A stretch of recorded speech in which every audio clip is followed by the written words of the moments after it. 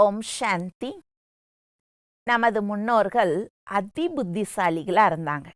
இன்னைக்கு ஒரு மெஷின் செய்யக்கூடிய காரியத்தை முன்னொரு காலத்துல நாடிய பார்த்தும் நம்முடைய முகத்தை பார்த்தும் நமக்குள்ள இருக்கக்கூடிய பாகங்கள்ல என்ன பிரச்சனை இருக்குதுன்னு சொல்லக்கூடிய அளவுலையும் இது மாதிரி பல புத்திசாலித்தனமான செயல்களை நமது முன்னோர்கள் செஞ்சிருக்காங்க. அதை வர்ணனை கூட செய்ய முடியாது. அப்படிப்பட்ட நமது முன்னோர்கள் நம்ம எல்லாருக்குமே குழந்தையா இருக்கும்போது ஒரு கதை சொல்லி தான் வளர்த்திருக்காங்க.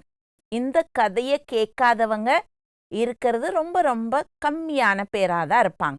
அது என்ன கதை அப்படின்னா, முயலுக்கும் ஆமைக்கும் ஓட்டப்பந்தயம் வைத்ததாக இந்த சின்ன குழந்தை பருவத்துல எல்லாரும் இந்த கதையை கேட்டுதான் வந்திருக்கிறோம். கொஞ்சம் சிந்திச்சு பாருங்க. முட்டாள் கூட ஒரு நோஞ்சானையும் பலசாலியும் தேர்ந்தெடுத்து போட்டி வைக்க மாட்டாங்க. ஆனா இந்த கதை சொன்னது யாரு? அதிபுத்திசாலிகளான நமது முன்னோர்கள். நடந்து போகவே தெரியாது, ஊர்ந்து மட்டும்தான் போக முடியும். அப்படிப்பட்ட ஆமைக்கும் ஹை ஜம்ப் பண்ணி போகக்கூடிய முயலுக்கும் ஓட்டப்பந்தயம் வச்சாங்க.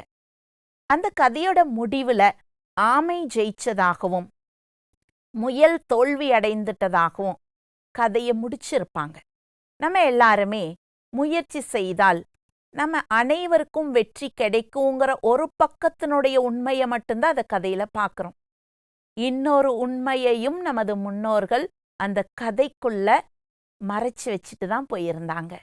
அதை உணர வைக்கிறதுக்காக தான் இந்த விஷயத்தை நம்ம தெரிஞ்சுக்கலாம். இன்னைக்கு மனிதர்கள் அனைவருமே வாழ்ந்து முடிந்து 70 வயதை கடந்து போனதுக்கு அப்புறம் வாழ்க்கையில என்ன அனுபவம் செஞ்சீங்க அப்படின்னு கேட்டா எல்லாரும் ஒரே மாதிரியான பதிலை கொடுக்குறாங்க. என்ன பதில்னா, அது எங்க கேட்குறீங்க, நான் பட்ட கஷ்டம் இருக்குதே வாழ்க்கையில, அது சொன்னா தீரவே தீராது. இப்படி எல்லாரோட ரிசல்ட்டும் வாழ்க்கையில ரொம்ப கஷ்டப்பட்டேன்னு தான் சொல்லி முடிக்கிறாங்க. என்னோட குழந்தைங்களாவது நல்லா இருக்கணும்னு நான் நினைக்கிறேன். அந்த குழந்தைங்க 70 வயசு வரும்போது அவங்கள என்ன பதில் கொடுக்குறாங்க? என்னோட அம்மா அப்பா என்னை எப்படியோ எப்படியெல்லாமோ வாழணும்னு ஆசைப்பட்டாங்க, ஆனா என்னால தான் முடியல. என்னோட குழந்தையாவது நான் ஆசைப்படுற மாதிரி மகிழ்ச்சியா சந்தோஷமா இருக்கணும் அப்படின்னு எல்லாரோட வாழ்க்கையும் ஒரு தேடுதலோட போயிட்டே இருக்குது. நான் ஒரு பாதையில போயிட்டு அந்த பாதையோட முடிவு ஒண்ணுமே இல்லை, அதோட நின்னு போச்சு அப்படின்னு திரும்ப வரேன்.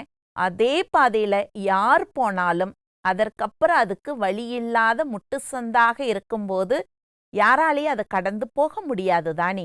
இந்த உண்மையை உணர்ந்துக்காம நம்ம எல்லாருமே வாழ்க்கையில இயலாமைங்கிற ஒரு நிலைக்கு தள்ளப்படுறோம். இந்த நிலையில நாம் தள்ளப்படக்கூடாது அப்படிங்கறக்காக தான் நமது முன்னோர்கள் இந்த முயல் ஆமை கதையை சொல்லியிருக்காங்க. நம்ம ஒவ்வொருவருக்குள்ளேயும் நமக்கும் பிடிச்சமான மற்றவர்களுக்கும் பிடிச்சமான முயல் போன்ற நல்ல பண்புகள் இருக்கு. ஏன்னா முயலை பார்த்தா யாருக்கு பிடிக்காம இருக்கும்? மனசுல அவ்வளோ அழுத்தங்கள் இருக்கு. அப்படியே வெளியில வந்து நிக்கிறோம், கார்டன்ல 4 முயல் அழகா கேரட் சாப்பிட்டுட்டு அப்படியே துள்ளி குதிச்சு ஓடிட்டு இருக்கு அப்படின்னா அதை பார்த்த உடனே நம்முடைய மனதில் இருக்கக்கூடிய அழுத்தங்கள் கூட அவ்வளோ ஒரு ரிலாக்ஸ் லேஸா ஆகிறத அனுபவம் செய்வோம் இல்லையா? அப்ப அது எல்லாருக்கும் பிடிச்சமானதா இருக்கு முயலுடைய ஒவ்வொரு அசைவுகளுமே. அப்படி நமக்குள்ளேயும் அன்பு, அமைதி, சந்தோஷம், திருப்தி, பணிவு, தெளிவு, ஒவ்வொருவருக்குள்ள இருக்கக்கூடிய நல்ல குணங்களை நமக்குள்ள கிரகிக்கக்கூடிய தன்மைகள் எல்லாமே இருந்துட்டு இருக்குது. ஆனா அது எல்லாம் நம்ம என்ன பண்றோம்னா அப்பப்பதான் பயன்படுத்துறோம். எப்பொழுதுமே அது நமக்குள்ள இருந்து வெளியில வர்றது இல்லை. சில நேரம் பயன்படுத்துறோம், பல நேரம் அதை பயன்படுத்துறது இல்லை. அதே நமக்கும் பிடிக்காத மற்றவர்களுக்கும் பிடிக்காத அவகுணங்களும் நமக்குள்ள இருக்குது. அது என்னன்னு சொல்லணும்னா காமம், கோபம், பேராசை, பெரும்பற்று, அகங்காரம், வெறுப்பு, துவேஷம், சோம்பேறித்தனம், அலட்சியம். இந்த வேண்டாதது ஏதாவது ஒன்று வினாடிக்கு வினாடி மனிதனுக்குள்ள இருந்து வெளிப்பட்டுட்டே இருக்குது. நமக்கும் பிடிக்கல, மற்றவங்களுக்கும் பிடிக்கல. எப்படி ஆமைய தொட்டு பார்க்க சொன்னா எல்லாரும் விரும்பி தொட்டு பார்ப்போமா என்ன? அப்பா அப்படின்னு கையை எடுத்துருவோம் இல்லையா? அந்த மாதிரி நமக்கு பிடிக்காத மத்தவங்களுக்கு பிடிக்காத இந்த அவகுணங்களை வினாடிக்கு வினாடி நம்ம பயன்படுத்திட்டே இருக்கிறோம். ஒன்னா கோபம் இருக்கு, இல்லாட்டி பேராசை இருக்கு, பற்றுதலோ சோம்பேறித்தனமோ அலட்சியமோ ஏதாவது ஒன்று நான் ஸ்டாப் எனக்குள்ள இருந்து வெளிப்பட்டுட்டே இருக்குது.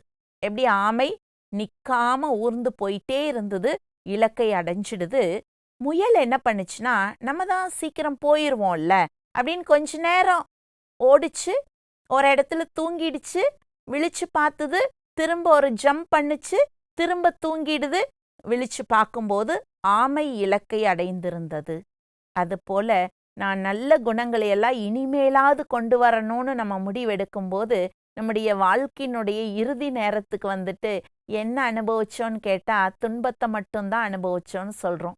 எனவே நல்ல பண்புகளை நம்ம ஆரம்பத்திலிருந்து நமக்குள்ளிருந்து வெளிக்கொண்டு வரணும் அப்படின்னா நான் யாருங்கிற உணர்வு மிக முக்கியமானதா இருக்கு.